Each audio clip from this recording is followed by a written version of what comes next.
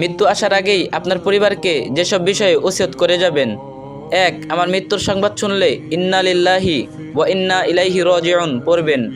2. আমার মৃত্যুকে অকাল মৃত্যু বলবেন না, কারণ আমি আমার নির্ধারিত রিজিক ভোগ করে ফেলেছি।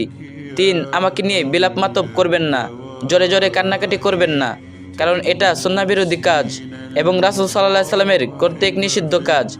4. আমার মৃত্যুতে 40 কুলখানি মিলাদ করবেন না, কারণ এটা স্পষ্ট বিদআত।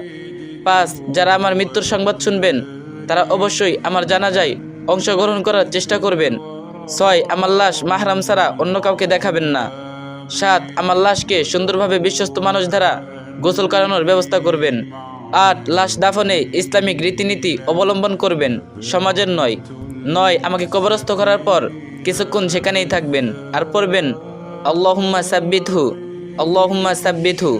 আমার কবরের আযাব লাঘবের জন্য এবং মুনকার নাকিরের প্রশ্নের উত্তর যেন দিতে পারি সেই দোয়া করবেন, আল্লাহুম্মা সাব্বিতহু আলাল ঈমান। 10. আমার হয়ে দান